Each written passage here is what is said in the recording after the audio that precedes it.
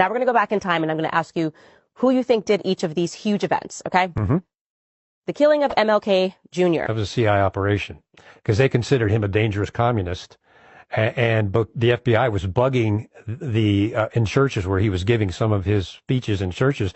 They were bugging the podiums and following him around. He was a top target for elimination. JFK. I think that was a CIA hit, and they may have employed some mafia connections to carry it out because that was their mafia assassination program. Exactly. LBJ was very involved in all that in Dallas. And so he was an evil man. He was an evil man. Okay, what about Pearl Harbor? They knew the attack was coming.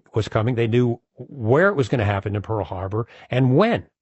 And they told no one, and they let it happen on purpose. That's from the commander of the Pacific Fleet.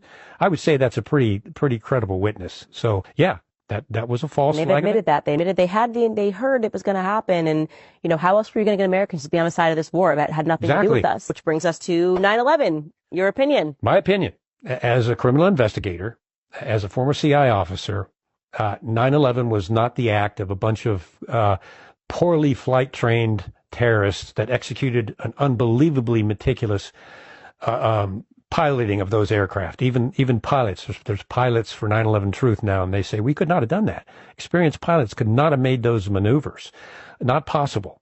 And then we go to the passport issue, and we go to the Tower 7, which was a controlled demolition. Obviously. You talk to any structural engineer, and I have. Well, that was a controlled demolition. I mean, it was perfect. And the fact, I think George W. Bush blacked out, I think it was 40 pages of the 9/11 report dealing with Saudi Arabia.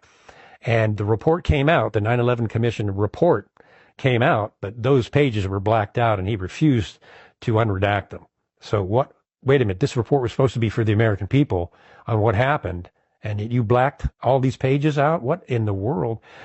I do not think that it was a bunch of poorly trained or untrained terrorists that did it. I think there was another source behind it. I think it was intentional.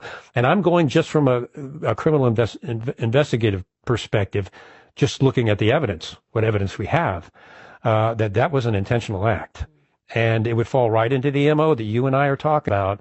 Horrible event, because human life does not matter to the shadow government deep state, or especially the CIA. It does not matter. They're pawns on their chessboard.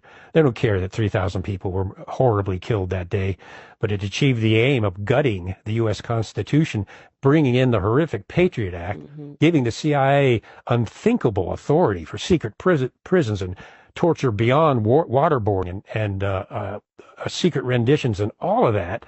The FBI, the ability to spy on Americans came out of the Patriot Act. So it was the perfect national security state energizer that the Patriot Act was, and 70 of the congressmen and senators that read the Patriot Act didn't even read it. They just signed off on it without even reading the bill. So, yeah, I mean, that's my view.